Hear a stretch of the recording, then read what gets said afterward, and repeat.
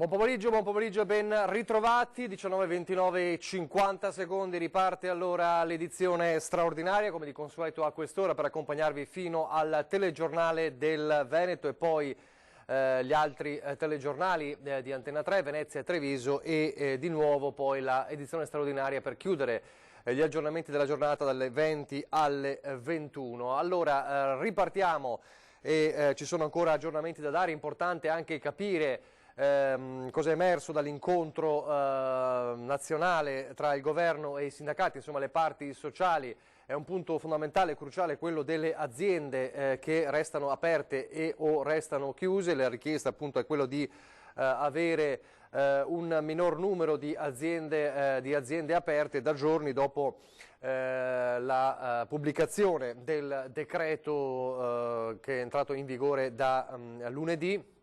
Allora vedremo e sentiremo fra poco qual è l'aggiornamento su questo punto. Aggiornamenti anche ovviamente sui dati li avremo fra poco quando arriverà il bollettino, diciamo, serale. Intanto vi ricordo, per chi non avesse seguito questa mattina, qual è il dato aggiornato di questa mattina, che è già di per sé pesante, con i 6.442 casi positivi in Veneto, un aumento di 373 unità, eccolo qui, lo vediamo anche in onda, e 17.159 persone in isolamento, con 1.407 persone ricoverate, 316 le persone in terapia intensiva ricoverate, e poi il dato certamente più impressionante del bollettino di questa mattina, i 21 decessi distribuiti in diverse realtà, maggior numero di decessi all'azienda ospedaliera di Verona Borgo Roma con 5 e poi sempre a Verona con 4, insomma 9 di questi a Verona, il cluster che si conferma purtroppo più preoccupante per il continuo numero di aumento di contagi, ma soprattutto anche di decessi. Dunque questa è la situazione al momento. Vi faccio rivedere anche, perché è importante, come sempre, il numero di conto corrente e il codice IBAN per le vostre donazioni. È un altro messaggio importante che ogni giorno lo stesso governatore Zaia ribadisce come elemento di questa emergenza coronavirus. C'è anche ovviamente la grande solidarietà dei veneti pronti ad aiutare chi può, insomma, per come si può, ognuno con le sue possibilità, ma la richiesta, insomma, la risposta delle persone è stata forte, quasi 10 milioni di euro diceva ieri il governatore, ed è un numero che sta aumentando sempre di più. Allora, fra poco ci collegheremo anche con l'assessore regionale alla protezione civile Giampaolo Bottacin per capire alcuni dettagli, anche non solo per tornare a parlare delle mascherine, ecco lo vedo, ma anche per qualche dettaglio, insomma, della conferenza stampa di oggi. Allora, buon pomeriggio, no, eccolo qua, perfetto, bravissimo, adesso lo vedo. Buon pomeriggio, assessore. Buon pomeriggio a lei e a tutti gli ascoltatori. Allora, torniamo un attimo, visto che è un tema che resta sempre pressante dalle domande che ci arrivano. Allora, come sta procedendo la distribuzione delle mascherine? Ma guardi, funziona come abbiamo avuto già modo di dire. Noi le distribuiamo giornalmente alle province e ovviamente scaglionando in base a quello che ci arriva dall'azienda produttrice, e dopodiché una volta consegnate le province le distribuiscono ai comuni e a loro volta i comuni organizzano la distribuzione ai cittadini. Allo stato attuale sono state consegnate in totale circa 1.200.000 mascherine alle province. Domani ci sarà una consegna abbastanza consistente di circa 450.000 mascherine e si continuerà fino a quando sarà raggiunto il numero complessivo di 5 milioni di mascherine, cioè una per ogni cittadino. I sindaci si sono organizzati in maniera diversa a seconda delle peculiarità del proprio territorio, quindi alcuni hanno preferito iniziare dalle categorie più deboli, alcuni hanno seguito logiche diverse, comunque le mascherine sono in distribuzione. Ovviamente siamo legati alla capacità produttiva dell'azienda. Ricordiamoci che l'azienda in pochi giorni ha dovuto inventarsi un prodotto, cambiare il ciclo produttivo, avviare la produzione, insomma una situazione che di solito richiederebbe chi si occupa di sviluppo prodotto nelle aziende alcuni mesi, per non dire di più, qui è stato fatto in pochissimi giorni, quindi è una vera e propria corsa contro il tempo e si sta cercando di arrivare dappertutto. Un tour de force, insomma. Senta, in questi primi giorni avete rilevato qualche criticità nella distribuzione? Sono state segnalate delle criticità? Sta procedendo tutto abbastanza bene? Ma sì, ma guardi, in linea di massima devo dire che partendo dal presupposto che di mascherine non se ne trovano nel mondo e si fa fatica a trovarle per i sanitari, qualcuno ha approfittato anche di questo per inventarsi la polemica del giorno. Direi che passiamo sopra, insomma, andiamo avanti, le distribuiamo, è una protezione in più, l'azienda sta cercando di avere anche la certificazione come mascherina chirurgica, anche in questo caso stiamo facendo le corse, l'Università di Padova ha dato la disponibilità alle aziende che volessero convertire la produzione in mascherine per avere la certificazione in tempi brevi, insomma è un sistema che si sta muovendo cercando di dare un servizio ai cittadini, questa è la verità.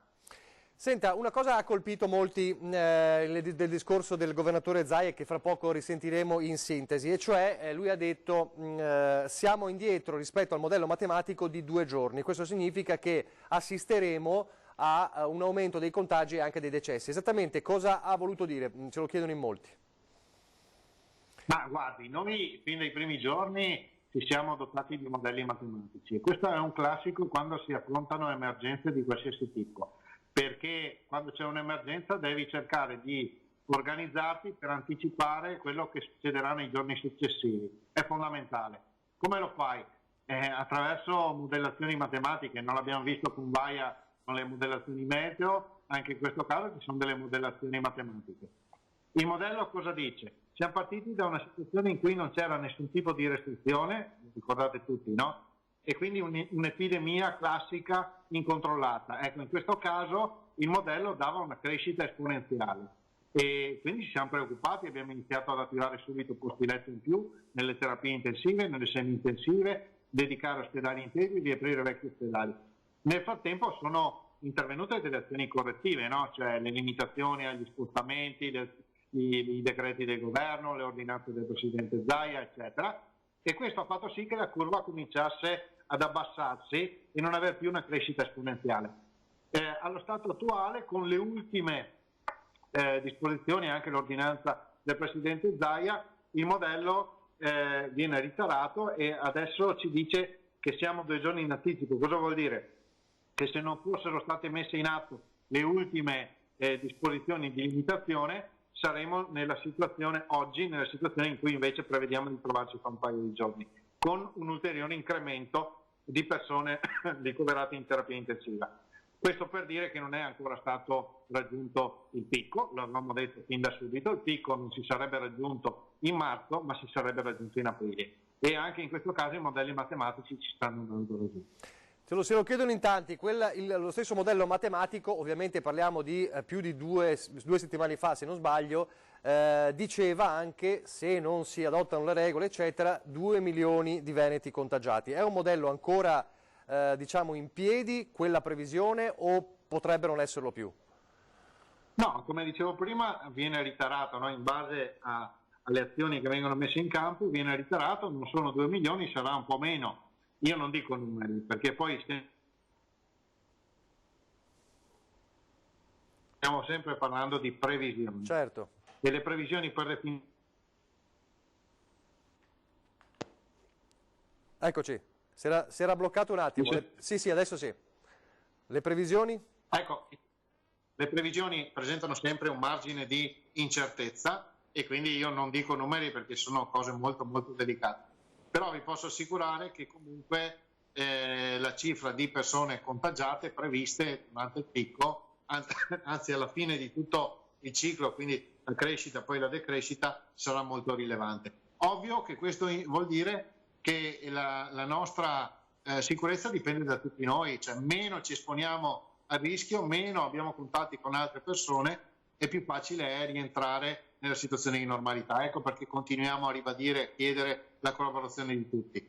Devo dire che nei fine settimana, domenica in modo particolare, di macchine e di gente in giro ne ho vista pochissima, durante la settimana un po' di più, perché ovviamente le persone lavorano, molte persone lavorano, però vedo ancora troppa gente che va un po' a spasso. Ecco, più stiamo a casa e più basso sarà il numero di persone contagiate.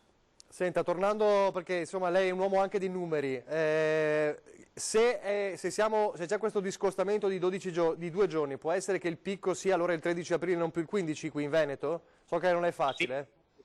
Quando abbiamo detto metà aprile, sì, il dato è ovviamente dinamico, probabilmente sarà un po' prima della metà di aprile, ecco. Io non so se dirle il 10, il 12, l'8, il 5, non lo so. Noi stiamo ritarando i modelli giorno per giorno. Io sto verificando anch'io, su vari fronti ci stiamo muovendo, teniamo presente che abbiamo situazioni anche diversificate da una provincia all'altra. Verona probabilmente risente fisicamente della vicinanza con Brescia e quindi negli ultimi giorni c'è stato un incremento notevole.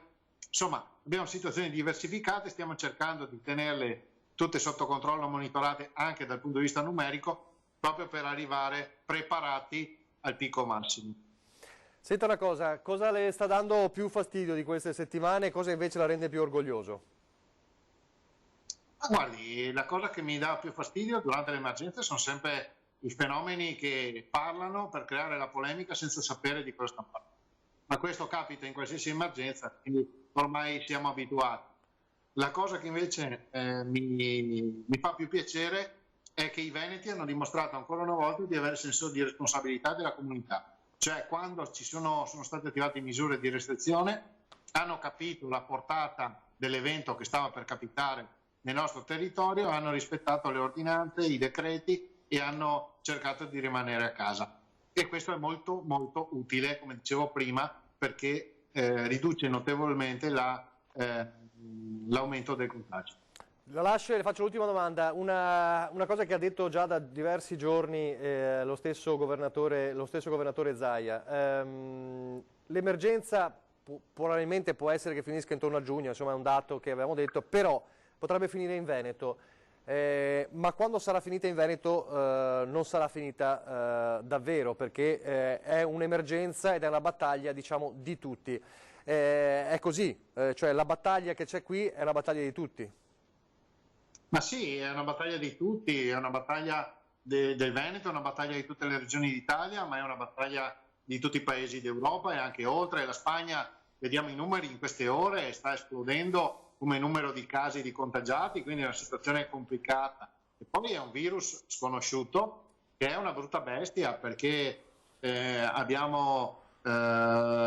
qualcuno ci dice che cambia, che muta, che può avere anche... possono esserci delle ricadute, insomma è una brutta bestia sconosciuta e quindi quando il nemico è subdolo e sconosciuto è difficile combatterlo, no?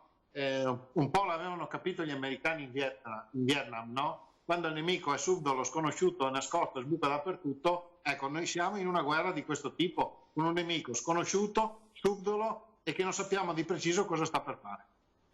Veramente l'ultima domanda, un scenario che lei potrebbe porsi, insomma, dopo giugno, quale potrebbe essere? Mettiamo l'emergenza, diciamo, quella grossa è finita, però ci sarà ancora lo strascico.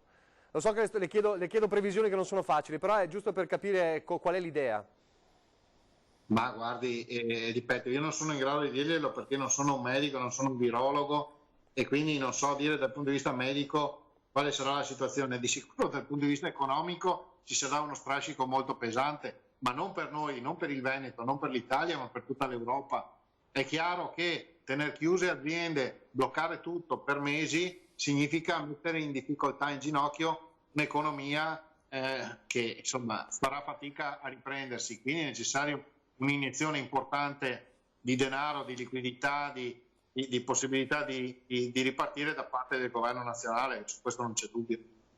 Bene, allora grazie all'assessore Bottacin, grazie anche delle precisazioni importanti sulla questione del picco, grazie davvero. Grazie a voi, buona serata, grazie. Buona serata, arrivederci. Queste dunque le parole dell'assessore Bottacin, anche per dare una risposta insomma, a chi ci chiedeva, no, cosa vuol dire quella siamo indietro di 2 giorni rispetto al modello. La situazione, l'avete sentito, è fluida, l'abbiamo imparato, è una situazione che cambia, che muta spesso di ora in ora, dalla mattina alla sera. Alcuni dati che alla sera possono dare un responso, alla sera ne danno un altro. E questo anche la difficoltà di programmare le situazioni in questo momento emergenziale. Fra poco allora cerchiamo di capire qualcosa, visto che ne parlava anche l'assessore Bottacin a livello economico, le aziende. Fra poco sentiremo Cristian Ferrari della CGIL, se sei disponibile, perché ovviamente era anche lui in videoconferenza con il segretario nazionale Landini. Nel frattempo ci sono i dati importanti di uno dei fronti più caldi dell'emergenza coronavirus, cioè quello delle case di riposo. Sapete tutti qual è ad esempio la situazione a Merlara, anzi facciamo così, facciamo proprio vedere il servizio sull'aggiornamento della situazione di Merlara e poi vediamo i dati in Veneto nelle case di riposo. A Merlara continua la triste conta dei decessi per coronavirus nella casa di riposo Pietro e Santa Scarmignan. Da giorni focolaio di contagi. Nella notte sono mancate altre 2 persone anziane, dopo un giorno senza nuove vittime che aveva fatto intravedere uno spiraglio di luce, subito annullato dalle nuove tragiche notizie. Stamattina ho la notizia di altri 2 decessi, per cui siamo arrivati a 14. Sono morti questa notte in struttura. Attualmente non ho ancora il nome, appena mi arriveranno più dettagli, allora darò le informazioni corrette. È una lenta agonia. Ieri abbiamo fatto un sospiro di sollievo perché non c'era alcun deceduto, ma oggi di nuovo la morte nel cuore perché altre 2 persone se ne sono andate. La situazione è drammatica nella casa per anziani, dove il personale affronta ogni giorno la morte cercando di portare una carezza, un po' di serenità a chi non ha le forze per combattere il virus. È difficile ipotizzare, hanno tutti una certa età e quando c'è qualche caso che si aggrava, i medici di base che sono all'interno della struttura ormai tutto questo tempo e fortunatamente sono negativi, valutano se mandare all'ospedale e vanno all'ospedale, l'ospedale valuta anche loro se sono se hanno buone speranze, li tengono, altrimenti se valutano una situazione troppo disastrosa le rimandano in struttura e vengono a finire i loro giorni in struttura ancora tra volti amici e persone che da anni li accudiscono e che sono capaci anche di un sorriso prima dell'ultimo saluto. Anche il sindaco è risultato positivo al coronavirus, ma le sue condizioni sono buone. Posso essere fortunata perché non ho ancora avuto la febbre finora, tanta tosse, mal di schiena e qualche altro piccolo disturbo, ma non febbre. Questo mi fa ben sperare, insomma, ecco, di farsela senza gravi conseguenze. Così il sindaco di Merlara. Allora, questa è la situazione dei casi, delle case di riposo del Veneto. Ci sono 336 ospiti e 211 operatori positivi, 30 le persone decedute. Nel dettaglio, nell'ULSS 1 Dolomiti, quindi Belluno, ci sono 46 ospiti accertati positivi, 10 dipendenti positivi, 0 il numero dei deceduti. Nell'ULSS 2, Marca Trevigiana, 72 il numero degli ospiti accertati positivi, 47 i dipendenti positivi e 11 le persone decedute. Nell'ULSS 3, Serenissima, 13 ospiti positivi, 1 dipendente positivo, 1 decesso. Nell'ULSS 4, Veneto Orientale, 8 il numero degli ospiti positivi, 0 il numero dei dipendenti positivi e 0 i deceduti. Nell'ULSS 5 Polesana 1 ospite accertato positivo, 1 dipendente e 0 decessi. L'ULSS 6 di Padova 145 il numero degli ospiti positivi. La situazione più grave è nell'ULSS Polesana dove c'è anche il caso Merlara. 145 ospiti positivi, 57 dipendenti positivi e 14 decessi. Nell'ULSS 7 Bassano, nella zona di Bassano, 31 ospiti positivi, 63 dipendenti positivi e 3 decessi. Nell'ULSS 8 Berica 5 gli ospiti positivi, 5 dipendenti positivi e 0 decessi. Nell'ULSS 9 Veronese 15 Scaligera, 15 ospiti positivi, 27 dipendenti positivi e 2 decessi, un totale di 336 ospiti, 211 dipendenti e 30 decessi. L'ULSS dove si registra il maggior numero di ospiti positivi è l'ULSS di Padovana, l'ULSS 6, 145. L'ULSS invece dove c'è il maggior numero di dipendenti positivi è l'ULSS 7 di Bassano, 63. L'ULSS con il maggior numero di decessi ancora quella di Padova, seguita però da Treviso con 11 decessi. Questa è la situazione nelle case di riposo, una vera fronte caldissimo, e anche per questo c'è un intervento della Regione proprio su questo, lo sentiremo fra poco proprio con l'assessore Lanzarini. Allora facciamo sentire la brevissima sintesi del governatore Zaia di questa mattina, una sintesi davvero, e poi torniamo in diretta. Abbiamo la necessità di continuare a non abbassare la guardia. Io non credo alle letture di dire mai ci sono 10 in meno in terapia intensiva, oggi ci sono 4 ricoveri in meno, un morto in meno. Guardate, cioè il trend, quando è trend, lo si vede giorno dopo giorno in maniera sempre più importante, e vedrete che arriveremo a un giorno nel quale i ricoverati saranno inferiori ai dimessi giornalmente. Quello è il punto dal quale non si torna più indietro. Noi siamo qui a lavorare in totale piena emergenza. I veneti che ci ascoltano dicono, sentiamo Zaia cosa ha da dirci oggi. Vi dico che siamo sul pezzo, vi dico di non abbassare la guardia, di avere fiducia. La sanità del Veneto funziona, è una sanità tutta pubblica con un aiuto da parte dei privati, ma la gestione, vi ricordo che al 95% delle terapie intensive è tutta del pubblico, e abbiamo messo in piedi una macchina da guerra favolosa, e io spero che questa macchina da guerra dimostri fino in fondo ai veneti quello che io vi ho sempre detto, cioè vedrete che quando ci sarà bisogno e il gioco si farà duro, ci renderemo conto di che sanità abbiamo. E il mio invito è ancora quello di rispettare le restrizioni. Oggi abbiamo un punto, una videoconferenza alle 3 del pomeriggio con il governo rispetto al nuovo decreto. Immagino ci saranno ancora idee di nuove restrizioni, non ve lo so dire, adesso cercheremo di capire, però restano valide quelle che abbiamo noi in Veneto. La chiusura dei punti vendita, a meno che non accada che si sconvolga tutto con un provvedimento nazionale, ma a tutt'oggi resta valido il tema della chiusura dei punti vendita e il della domenica, e ovviamente il tema delle passeggiate domenicali. Sto valutando, ma vi dico anche, ve lo dico non come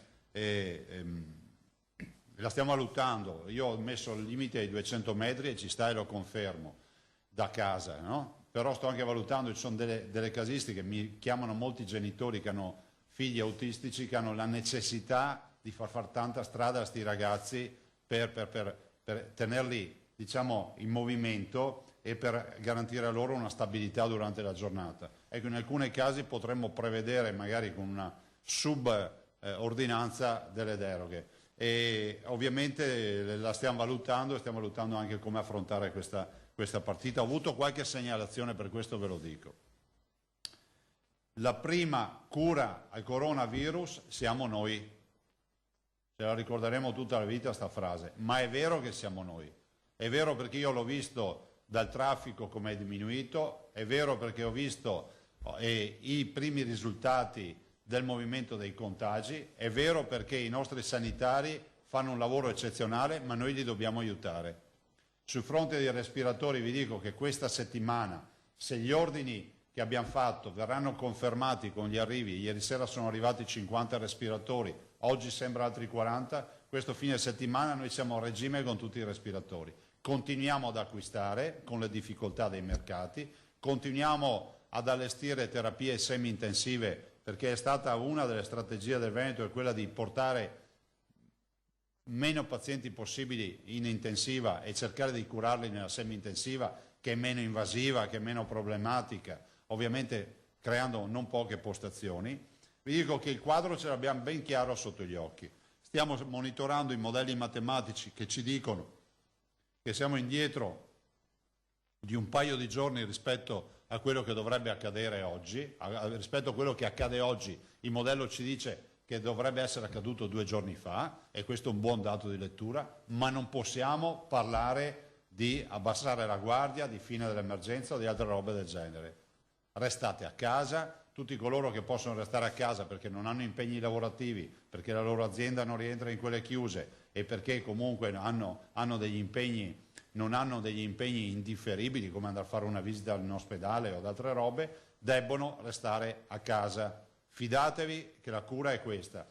Ai cittadini e ai tanti anziani che mi chiedono se hanno problemi, vadano dai loro sindaci, contattino il comune, non vadano. Cioè, agli anziani una preghiera è restare in casa, gli anziani devono restare a casa, e se ci sono realtà e un volontariato, che ringrazio tutti, che riescono a portare la spesa a casa agli anziani, meglio ancora. Meno contatti abbiamo tutti, giovani, vecchi, bambini o adulti o quello che è, più difficoltà avrà il virus a diffondersi. È un virus che fa danni, ci manda in terapia intensiva, è un virus che fa danni, ci fa venire l'encefalite, quindi problemi cerebrali, è un virus che fa danni, ci fa venire le miocarditi e quindi problemi cardiaci, è un virus che fa danni, ci fa venire l'insufficienza renale, perché poi questi sono gli esiti. Quindi c'è poco da scherzare. Qualcuno dice, ma Zaia dovrebbe dire anche cose positive. Le cose positive ve le dico quando è ora di dirle le cose positive. In questa fase la cosa positiva che vi dico è restare a casa. E continuiamo con gli acquisti di mascherine, con questi 13 milioni e mezzo che stanno arrivando. Ormai tutti gli ospedali hanno la dotazione. Oggi ai direttori generali abbiamo detto di distribuirle anche alle case di riposo e ai centri servizi. Ovviamente stiamo parlando di mascherine chirurgiche. Abbiamo qualche emergenza sul fronte dei calzari piuttosto di qualche camice, ma insomma lì su quei fronti diciamo non siamo più nella situazione di qualche giorno fa o di qualche settimana fa. Diciamo che il mercato si sta un po' più aprendo.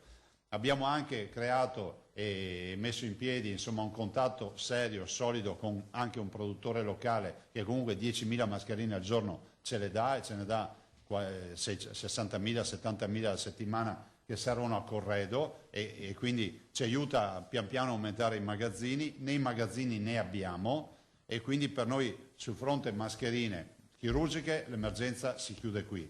Sul fronte mascherine da terapia intensiva, sto parlando delle P2 e delle P3, l'emergenza si chiude tra questo fine settimana e l'inizio della prossima. Siamo riusciti ad acquistare un carico di 2 milioni di mascherine P3, che è come aver scoperto un giacimento con una pepita d'oro che non finisce più. Cioè impensabile avere, già questa settimana ne dovremo avere 200.000-300.000 di anticipo, e la prossima settimana a saldo il resto della fornitura.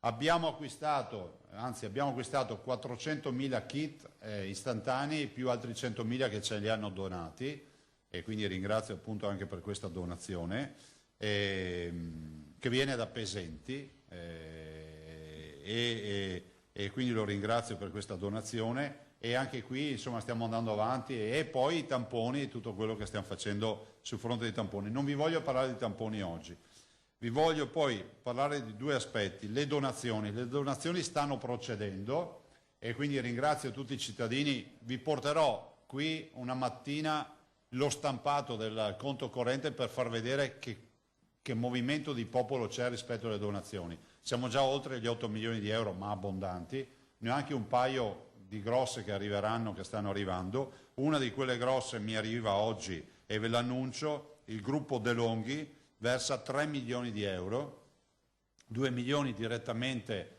al conto corrente della Regione, l'altro milione sempre al conto corrente, ma dedicato tramite l'associazione Mio Figlio, sempre comunque per il coronavirus, e diciamo più dedicato alle spese sul coronavirus di Treviso 1 milione e 2 milioni in generale. Vedo un sacco di dibattito, permettetemi di dire anche a volte che nasce da una cattiva interpretazione. Noi abbiamo detto che abbiamo fatto il censimento dei respiratori dei veterinari, dei 50 respiratori. Non si tolgono i respiratori ai casi di emergenza. Stiamo facendo un censimento per tutto quello che è l'utilizzo in elezione. Come vuol dire? È che esattamente che se fermo la sala operatoria di un ospedale, il respiratore del banco operatorio dell'ospedale verrà utilizzato per il coronavirus, il che non vuol dire che nessuno verrà più operato in Veneto. Così vale per i veterinari, cioè i respiratori che servono per le urgenze veterinari ci sono.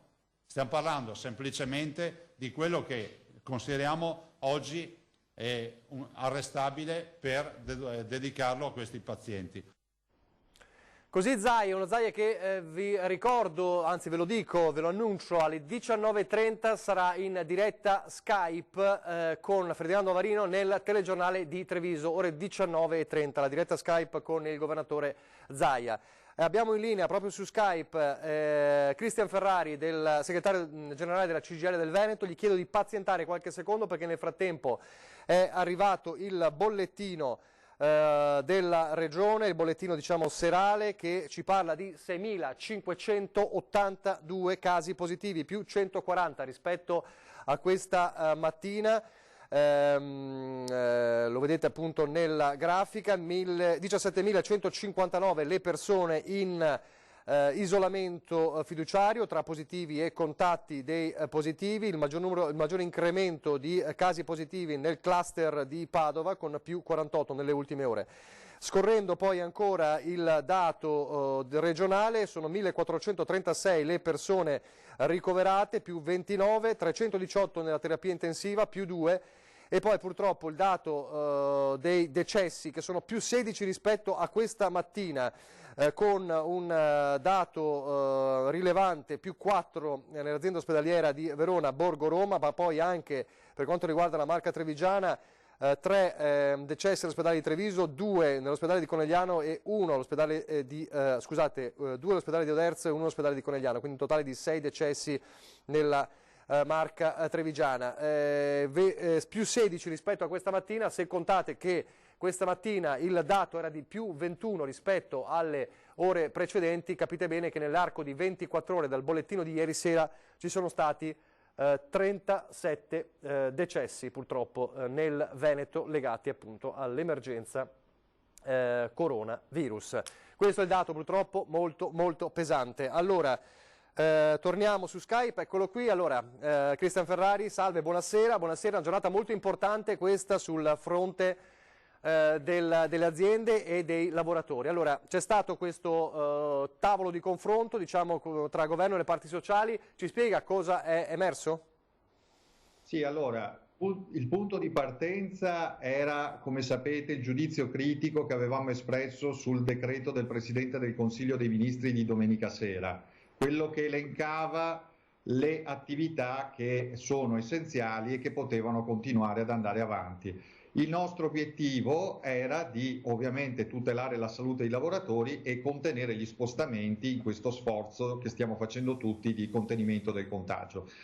In quel decreto c'erano troppe attività, troppe, questo era il punto di partenza. La nostra reazione in questi 2 giorni sono state le iniziative di mobilitazione di lotta in questi 2 giorni che avete visto tutti anche qui in Veneto, metalmeccanici, chimici, tessili, dalla Safilo in giù, tanto per capirci, e poi la richiesta di un nuovo confronto con il governo. Si è attivato ieri, tra ieri e oggi ci siamo incontrati con il ministro Gualtieri e con il ministro Patuanelli, il ministro dell'economia, Mise, sviluppo economico, che hanno il potere in forza del decreto del Presidente del Consiglio dei Ministri di modificare quella lista delle attività, e abbiamo sottoposto le nostre ragioni.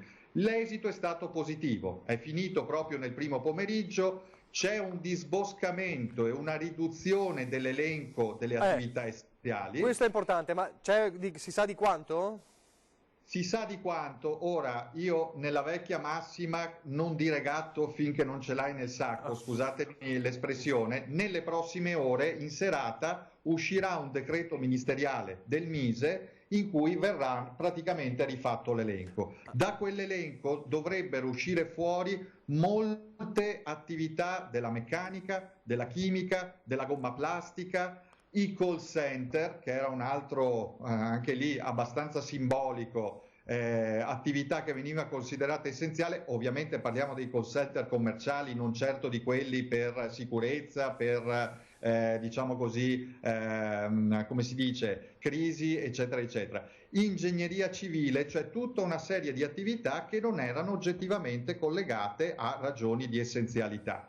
Quindi noi adesso stiamo aspettando, ma ci hanno detto che dovrebbe uscire a momenti questo decreto che riduce ulteriormente. Un ulteriore elemento di merito che siamo riusciti ad ottenere è il coinvolgimento, l'informativa, il confronto che i prefetti devono attivare con le organizzazioni sindacali in ogni provincia, perché sapete che i prefetti hanno questa funzione importante per cui le aziende devono comunicare a loro quando chiedono una deroga per rientrare nella continuità essenziale e devono autocertificare l'essenzialità della loro attività produttiva. Questo ha intasato le prefetture nella giornata di lunedì e di ieri di centinaia e centinaia di richieste di deroga o di autodichiarazioni. In questo modo controlleremo, vigileremo anche noi sul territorio e chiaramente saremo chiamati ad esprimere un parere. L'obiettivo è quello che vadano avanti soltanto le attività oggettivamente, diciamo così, essenziali. Tutte le altre vanno sospese.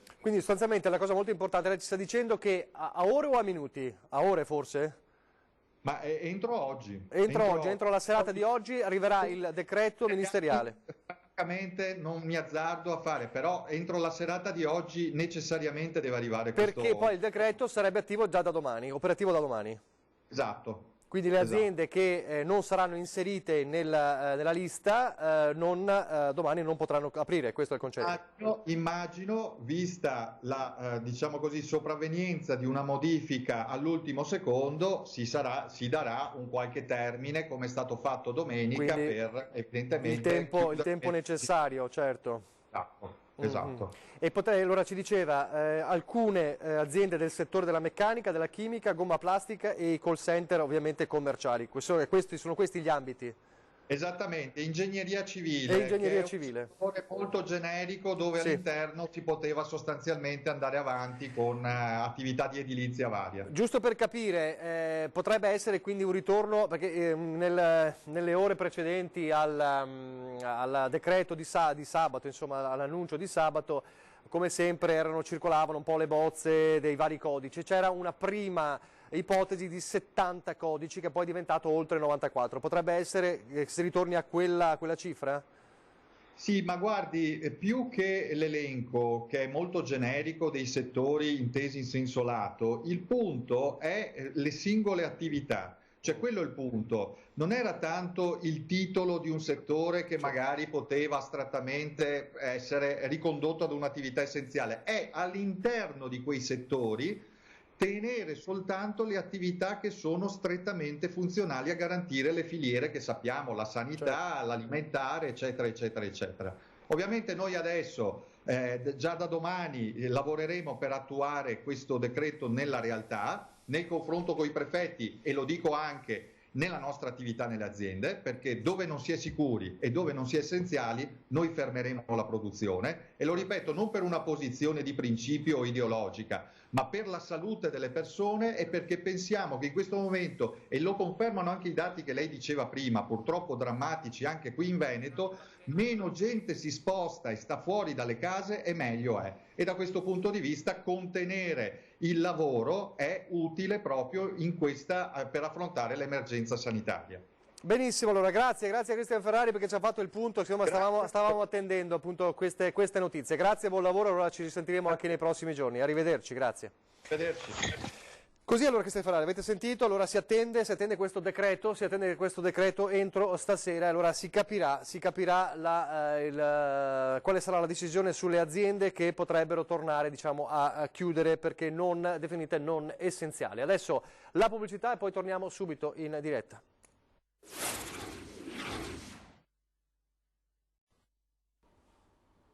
Rieccoci in diretta, allora sta parlando il Presidente del Consiglio Conte, l'informativa urgente alla Camera, domani sarà al Senato, domani mattina sentiamo cosa sta dicendo. Affrontando ben prima di qualunque altro Paese le misure di massima precauzione, a partire dal 22 gennaio. ben prima che il 30 gennaio l'Organizzazione Mondiale della Sanità decretasse e dichiarasse il coronavirus emergenza internazionale di salute pubblica. Abbiamo adottato vari provvedimenti cautelativi, tra i quali ne ricordo alcuni: la costituzione di una task force presso il Ministero della Salute, avvenuto il 22 gennaio, un'ordinanza del Ministro della Salute sulle misure profilattiche il 25 gennaio, il divieto di atterraggio, siamo al 27 gennaio, dei voli provenienti dalla Cina negli aeroporti nazionali, che ha prodotto un brusco calo del flusso di passeggeri direttamente provenienti dai focolai epidemici più intensi. Il 31 gennaio, all'indomani del primo episodio verificatosi a Roma, abbiamo proclamato lo stato di emergenza nazionale per la durata cautelativa di 6 mesi, affidando alla Protezione Civile il compito di coordinare le attività di sostegno alle regioni per fronteggiare l'emergenza. Ricordo che l'organizzazione della sanità è di completa competenza delle regioni, mentre allo Stato spetta dettare i principi fondamentali in materia di tutela della salute e la definizione dei livelli essenziali delle prestazioni. Il Governo ha dunque anticipato la reazione, ponendo in essere tutte le azioni di sua competenza necessarie e utili a presidiare i beni primari della vita e della salute dei cittadini. Il significativo tasso di contagio attribuito al Covid-19, con la previsione di una diffusione incontrollata del virus, ha posto subito all'attenzione delle autorità sanitarie la realistica possibilità di un sovraccarico del sistema sanitario rispetto alla necessità di erogare cure che, con particolare riferimento alla popolazione più debole e più anziana, richiedono, come ormai è noto, interventi di terapia intensiva e subintensiva con un tasso di ospedalizzazione difficilmente sostenibile dall'intero sistema sanitario nazionale. La limitazione del contagio è stata quindi da subito la scelta necessaria a consentire al sistema di adeguarsi con un piano emergenziale specifico. In questa prospettiva, i primi interventi di impatto contenimento hanno avuto l'obiettivo di isolare i casi positivi, tracciare i contatti stretti e individuare i cosiddetti focolai. Ricordo che il primo caso di paziente italiano positivo al virus è stato scoperto a Codogno il 21 febbraio. Nella medesima giornata i contagiati sono esplosi, poco dopo a 15 persone. Pressoché contemporaneamente un altro focolaio è stato scoperto a Vo Euganeo. Io sono stato raggiunto da queste notizie mentre ero a Bruxelles per una riunione fiume del Consiglio europeo. Appena rientrato a Roma, la sera del 21 febbraio, mi sono subito precipitato in protezione civile per avere un puntuale aggiornamento. Il giorno dopo, il 22 febbraio, ho convocato una riunione straordinaria del Consiglio dei Ministri presso la protezione civile, nel corso della quale con tutti i ministri abbiamo adottato il decreto legge numero 6 che ha disposto misure immediate di contenimento del contagio, definendo al contempo un percorso normativo per noi del tutto nuovo, affidato allo strumento del DPCM, il decreto del Presidente del Consiglio dei Ministri, con il compito appunto di definire via via le misure ritenute più idonee a fronteggiare l'emergenza. Con il decreto del Presidente del Consiglio del 23 febbraio, quindi immediato, sono state isolate le prime 2 cosiddette zone rosse, laddove avevamo rinvenuto i focolai, riguardanti i 10 comuni dell'Odigiano e il comune di Vo Euganeo. Con DPCM del 25 febbraio, qualche giorno dopo, preso atto dell'evolversi della situazione epidemiologica, dell'incremento dei casi anche sul territorio nazionale, si è intervenuto in tutti i comuni delle regioni Emilia-Romagna, Friuli, Venezia Giulia, Lombardia, Veneto, Liguria, Piemonte, sullo svolgimento delle manifestazioni sportive, sull'organizzazione delle attività scolastiche e della formazione superiore, sulla disciplina di misure di prevenzione sanitaria presso gli istituti penitenziari, sulla regolazione delle modalità di accesso agli esami di guida, sulla organizzazione delle attività culturali e turistiche. Una volta verificato che la circolazione del virus superava ambiti geografici facilmente, chiaramente isolabili, la misura di contenimento geografico ha perso rilievo. Le misure di contenimento geografico hanno perso rilievo, mentre hanno assunto ancor più rilevanza quelle di distanziamento sociale, via via incrementate con i provvedimenti che si sono succeduti, dapprima nelle regioni interessate o contemporaneamente alle regioni interessate, su tutto il territorio nazionale. La scelta degli interventi effettuati, vorrei ricordare, si è sempre basata su accurate valutazioni del Comitato Tecnico Scientifico e ha mirato a contemperare l'esigenza di incidere in maniera bilanciata tra benefici e sacrifici imposti alla vita dei cittadini. Abbiamo sperimentato, primi in Europa, un percorso normativo volto a contemperare da una parte l'esigenza per noi prioritaria di tutelare in massimo grado il bene primario della salute dei cittadini e dall'altra la necessità di assicurare adeguati presidi democratici.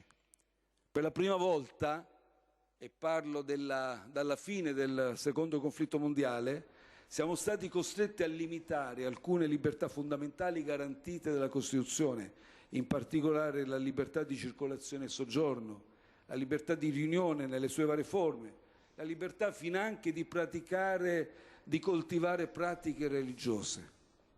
I principi ai quali ci siamo attenuti nella Così insomma il Presidente del Consiglio, lo sentite, sta facendo un po' la storia della gestione dell'emergenza fin dall'inizio, stava elencando adesso anche appunto le necessità particolari della limitazione della circolazione, alcune libertà personali. Questa informativa richiesta ovviamente a gran voce dall'opposizione, soprattutto in questi giorni. Ce ne sarà un'altra in Senato, peraltro domani sarà anche un'informativa in Senato del Ministro dell'Istruzione Azzolina, alle 15:30 parlerà della questione anno scolastico, quindi domani un altro appuntamento importante, necessario questa presenza, questo discorso appunto per l'attività ovviamente del Parlamento, per riferire al Parlamento la situazione e le scelte del Governo. Siamo davvero in chiusura.